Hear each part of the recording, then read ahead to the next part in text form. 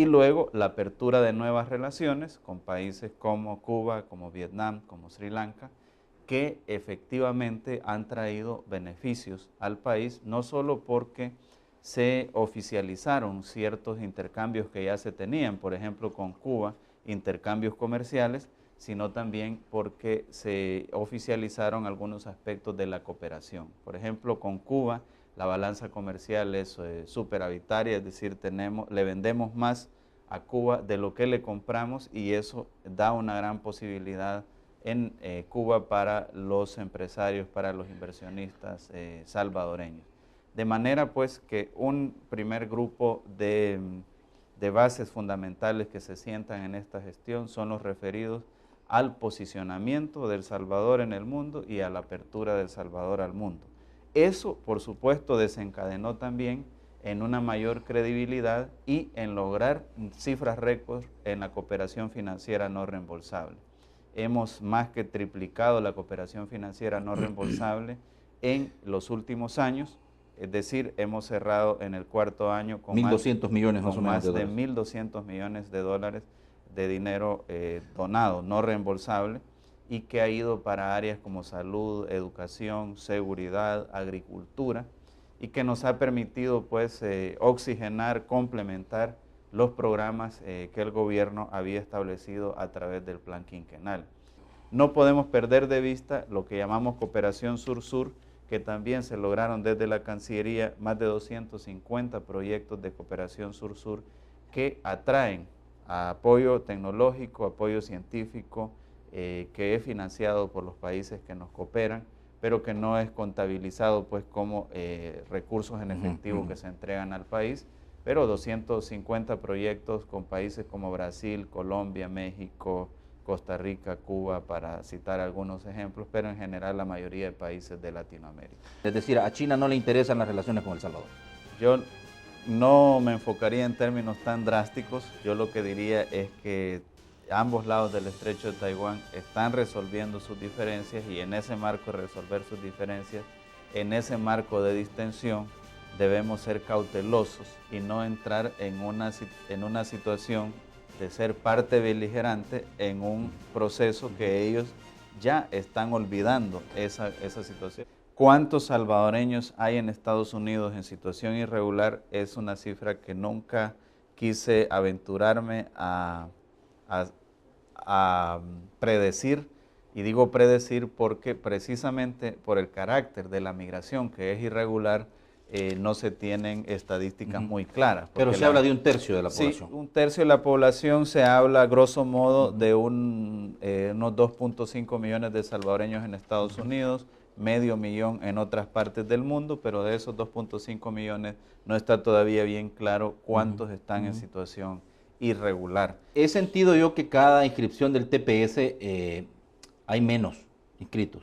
¿Compartirá conmigo eso, ingeniero? ¿Por qué? Pero es natural que haya menos por dos razones. Uno, porque afortunadamente hay gente que mejora el estatus, que pasa a un estatus mejor, ya sea porque contrajo matrimonio o porque tuvo una situación legal para mejorar el estatus. Dos, porque hay gente que desafortunadamente pierde el estatus. ¿Por qué lo pierde? Porque no se reinscribe o porque entró en conflicto con la ley. Sí. Eso hace que baje. Sin embargo, la última reinscripción para nosotros fue cifra récord porque solo tuvimos, a diferencia de otras reinscripciones, alrededor de un 2% de diferencia, de gap, entre los que se habían reinscrito en el TPS en la prórroga anterior y los que se reinscribieron en esta prórroga. Nosotros esperamos que en esta novena prórroga también la diferencia sea muy pequeña, mínima, porque ya está bastante depurado ese universo de población. Para nosotros la mejor forma de detener la migración o de desincentivar la migración es invirtiendo en los lugares de origen para generar oportunidades a la población.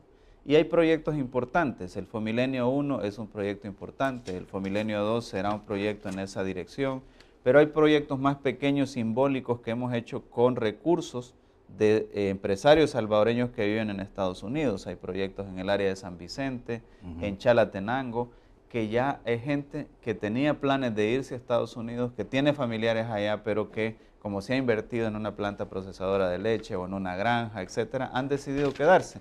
Lo mismo los jóvenes que estudiaron bachillerato en la zona norte del país, que antes su mayor ilusión era irse para Estados Unidos, ahora dicen, bueno, quiero quedarme en un proyecto de agroindustria, de turismo rural, etcétera, etcétera.